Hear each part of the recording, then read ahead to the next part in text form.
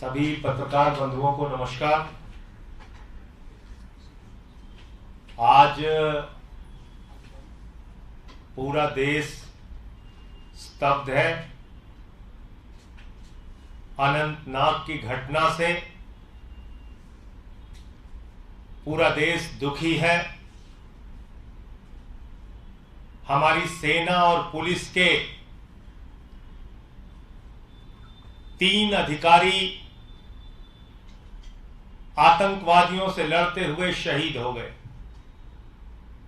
सेना के 2 जवान आतंकवादियों का मुकाबला करते हुए शहीद हो गए। और इतना ही नहीं, आर्मी डॉग सेना का वो जाबाज जानवर केंट,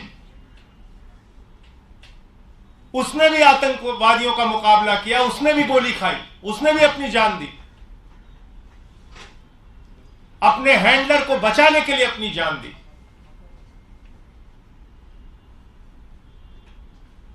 देश की सेना के कर्नल मनप्रीत सिंह जी,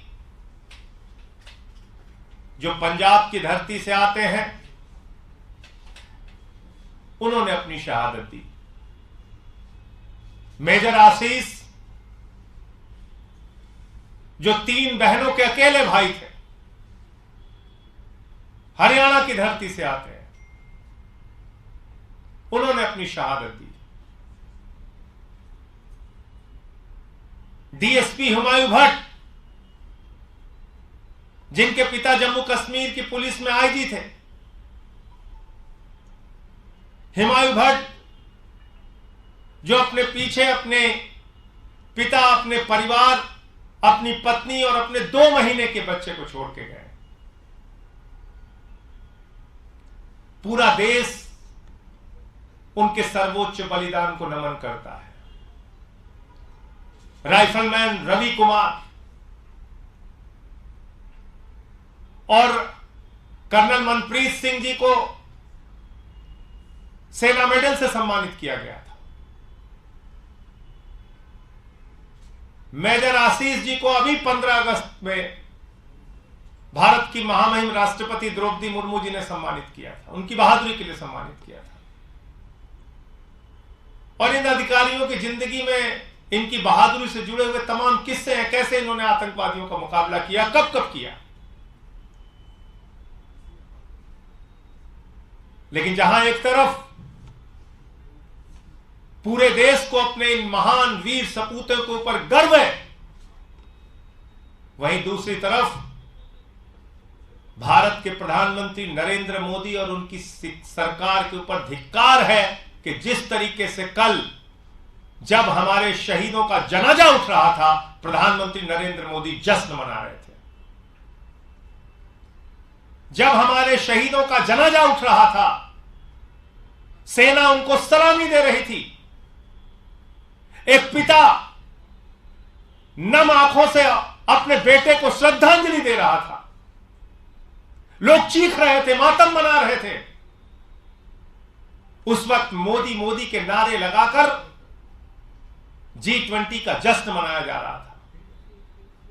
यह भारत के प्रधानमंत्री की संवेदनहीनता की पराकाष्ठा है। भारत के प्रधानमंत्री जो किसी ब्राजील के फुटबॉलर को चोट आने पर ट्वीट कर देते हैं। भारत के प्रधानमंत्री जो दुनिया की तमाम घटनाओं पर अपनी संवेदना जाहिर करते हैं।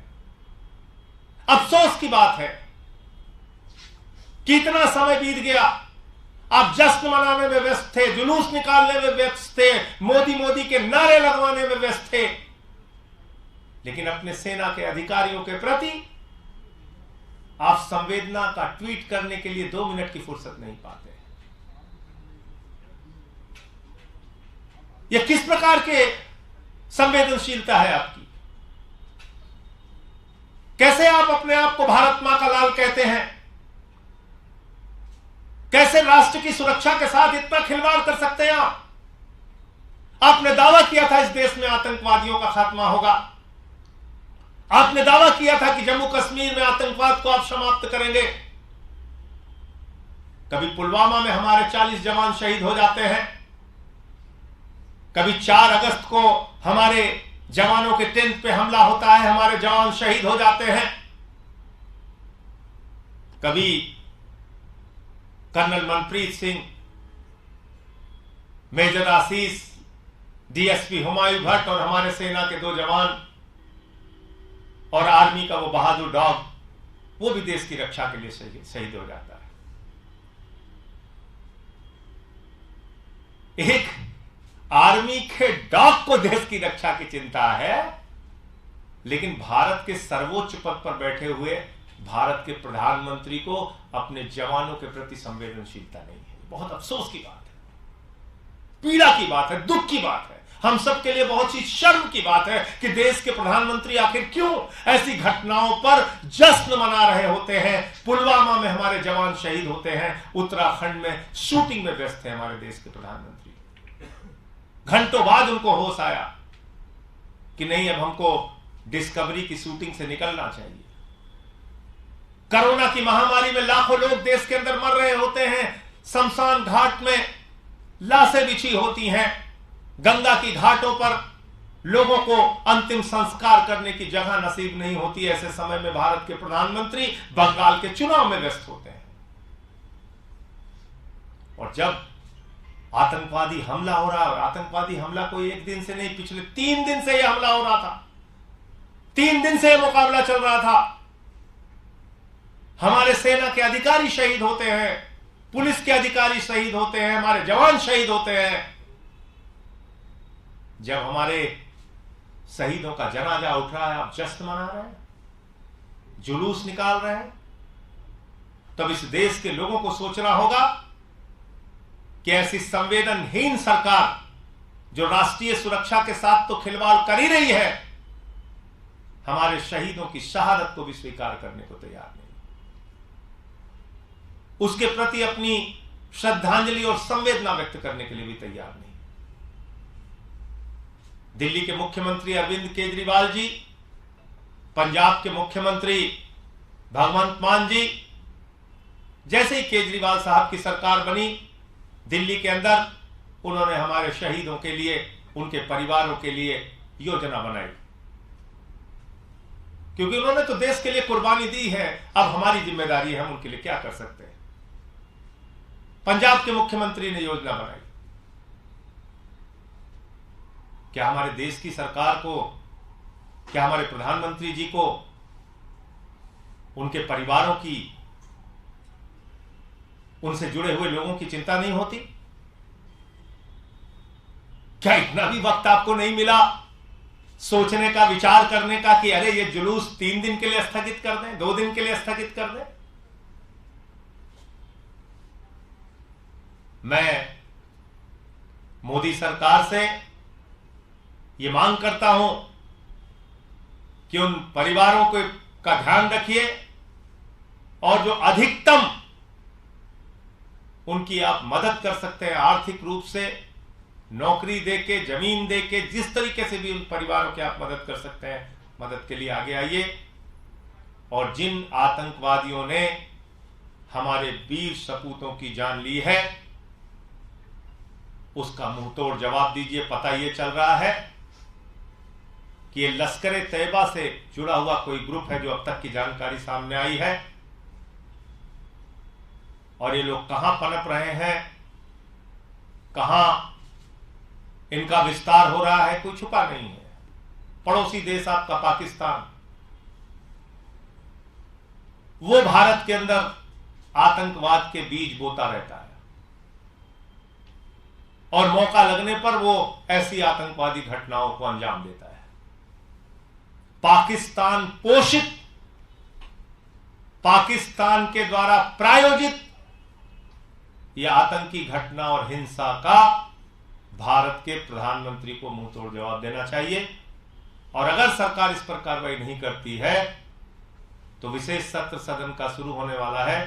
आम आदमी पार्टी इस मुद्दे को भारत की संसद में उठाएगी। हमारे जो बाकी सांसद हैं, मैं और राघव चड्ढा तो सस्पेंड है, अगर बहाल करते हैं तो हम लोग बोलेंगे, और नहीं बहाल करते हैं तो हमारे बाकी के जो सांसद हैं वो इस विषय को देश के सर्वोच्च सदन में उठाएंगे। आपका कोई प्रश्न हो आप पूछ सकते हैं। संजय जी, दूसरी पॉलिटिकल पार्टी में भी जश्न मन रहा है। अभी आपके ऑफिस के बगल में ही कांग्रेस पार्टी में पटाखे बज रहे हैं, आतिशबाजी हो रही है, कांग्रेस के प्रदेश अध्यक्ष ऑफिस ज्वाइन कर रहे हैं, उसका खुशी मनाया जा रहा है, रास्ते बंद है सारे। मैं भी इस प्रेस कॉन्फ्रेंस में हूं, मैं सिर्फ ये कह सकता हूं कि इस वक्त जो समय है वो हमारे शहीदों के प्रति नमन, उनको अपनी संवेदना व्यक्त करने का, और भारत की सरकार को, देश के प्रधानमंत्री को इस घटना का मुंहतोड़ जवाब कैसे देना है इसके बारे में सरकार को सामने आके बोलना चाहिए और देश को बताना चाहिए, देश को विश्वास में लेना चाहिए। संजय जी, प्रधानमंत्री आज मध्य प्रदेश में हैं, परियोजनाओं का उद्घाटन कर रहे हैं। वहाँ उन्होंने जम्मू कश्मीर के मुद्दे पर तो नहीं बोला, लेकिन सनातन पे इंडिया गठबंधन को घेरा है। सीधे तौर पर ये कह रहे हैं कि सनातन को खत्म करने का लक्ष्य है इस गठबंधन का, और हर सनातनी को सतर्क रहने की जरूरत है। देखिए, भारत के प्रधानमंत्री 24 घंटे सिर्फ चुनाव में और नफरत फैलाने में व्यस्त रहते हैं।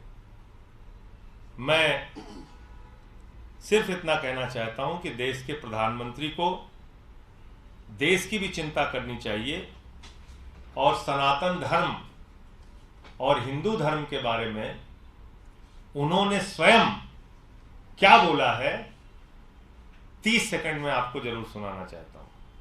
बोलते हैं आप जो बोलते सब मैं मानने को तैयार हूं। हम मानते हैं कि सब हमारे ही लोग हैं इस देश में पले बड़े साहब। इसको दुनिया सुप्रीम कोर्ट के जजमेंट के अनुसार हिंदू ये रिलीजन नहीं है, हिंदू ये वे ऑफ लाइफ है। आप रिलीजन में चले गए, हम सुप्रीम कोर्ट के जजमेंट के हिसाब से करते हैं। सुप्रीम कोर्ट के जजमेंट के हिसाब से हिंदू ये वे ऑफ लाइफ है, और उसमें न बुद्ध को इतराज है न सिख को इतराज है। इतना ही नहीं, आज भी केरल में हमारे ईसाई संप्रदाय ऐसे हैं जो इसी प्रकार से जीवन जीते। ये आप डिस्क्रिमिनेट करते हैं, नहीं करते हैं। मगर आपके मैनिफेस्टो में तो सिर्फ हिंदूज का रेफरेंस है। हम हिंदू रेफरेंस जो करते हैं वो सुप्रीम कोर्ट के जजमेंट के हिसाब से करते हैं, वे ऑफ लाइफ के रिलीजन के हिसाब से नहीं करते। So the reference to Hindus in the manifesto. ये भारत के प्रधानमंत्री कह रहे हैं हिंदू धर्म ही नहीं है। ये देखिए प्रधानमंत्री जी का वक्तव्य है। तो प्रधानमंत्री अपनी सुविधा के हिसाब से बोलेंगे। वो खुद कभी कहेंगे हिंदू धर्म नहीं है, कभी कहेंगे हिंदू धर्म है। सनातन धर्म पर किसी को भी टिप्पणी करने का अधिकार बिल्कुल नहीं है। सभी धर्मों का हमें सम्मान करना चाहिए, और हमारे नेता अरविंद केजरीवाल जी का तो मानना है, उनका नारा है इंसान का इंसान से हो भाईचारा। यही पैगाम हमारा। सभी धर्मों के बीच में समन्वय होना चाहिए, प्रेम होना चाहिए, भाईचारा होना चाहिए। ये आम आदमी पार्टी का मानना है। हम किसी के धर्म के खिलाफ ना बोलते हैं, ना वो उसको लेके कोई राजनीति करते हैं।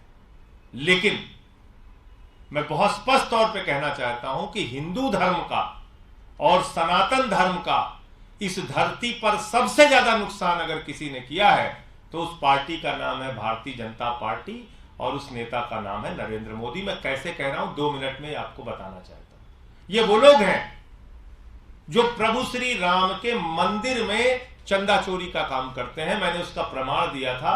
2 करोड़ की जमीन 18.5 करोड़ रुपए में इन लोगों ने खरीदने का काम किया मात्र 5 मिनट के अंदर। 16.5 करोड़ रुपए के भ्रष्टाचार का प्रमाण है भाजपाइयों के खिलाफ प्रभु श्री राम के मंदिर के निर्माण में। दूसरा, इनका एक उप मुख्यमंत्री थे दिनेश शर्मा जी, उन्होंने कहा सीता मैया टेस्ट ट्यूब बेबी है। योगी आदित्यनाथ जी इनके नेता हैं, उन्होंने तो भगवान की जाति खोज ली। कहने लगे बजरंगबली जी दलित थे, आदिवासी थे। बताइए कहा नहीं कहा उन्होंने। शिवराज सिंह जी मुख्यमंत्री हैं मध्य प्रदेश के, उन्होंने क्या कहा? नरेंद्र मोदी जी भगवान श्री राम हैं और अमित शाह जी बजरंगबली हैं। आप हमारे देवताओं की तुलना नरेंद्र मोदी और अमित शाह से कर रहे हैं? यह धर्म का अपमान नहीं है? इसी संसद के अंदर एक सांसद महोदय ने क्या कहा था? विस्की में क्या बसे और जिन में क्या बसे और ठर्रे में क्या बसे। उनके बेटे को तो आप कैबिनेट मंत्री के पद से सुशोभित कर रहे हैं। इतिहास पता है आपका भाजपा को? मैं बताता हूं आपको। मुख्यमंत्री बनाया इन्होंने मायावती जी को, रिकॉर्ड तलाशिएगा जाके। मुख्यमंत्री बनाया, भारतीय जनता पार्टी के 176 विधायक थे और मायावती जी के 60-65 विधायक थे। पहली सरकार बनी थी, पहली सरकार। और उसमें किसका मेला लगवाया था मायावती जी ने? पेरियार का मेला लगवाया था। पेरियार कौन थे? रावण समर्थक थे। बताइए, बीजेपी के एक भी नेता ने, मंत्री ने इस्तीफा दिया हो? और इसी डीएमके के साथ 2-2 बार सरकार बना चुके हैं। बताइए आप। तो इसलिए हमको भाजपाइयों से नहीं सीखना है हिंदू धर्म और सनातन धर्म। हम जानते हैं सनातन धर्म और हिंदू धर्म को कैसे निभाना है, क्या उसकी परंपरा है, क्या उसका संदेश है। हिंदू धर्म का संदेश है वसुधैव कुटुंबकम, पूरा विश्व हमारा परिवार है। अरे हम तो हर पूजा के बाद कहते हैं धर्म की जय हो, अधर्म का नाश हो, प्राणियों में सद्भावना हो, विश्व का कल्याण हो। वाजपेयी क्या कहते हैं? प्राणियों में दुर्भावना हो, प्राणियों में दुर्भावना हो, ये इनका संदेश है। तो इसलिए हिंदू धर्म का कौन नुकसान कर रहा है, ये बीजेपी के नेताओं को बिल्कुल नहीं बोलना चाहिए। उनका कच्चा चिट्ठा हमारे पास रखा हुआ है। भाजपाइयों का हिंदू धर्म से, सनातन धर्म से कोई लेना देना नहीं है। और बाकी हिंदू धर्म को लेके किसी भी नेता, चाहे वो उदयनिधि मारन हो, किसी पार्टी का कोई नेता हो, हिंदू धर्म और सनातन धर्म पे कोई टिप्पणी करने का अधिकार किसी को नहीं है।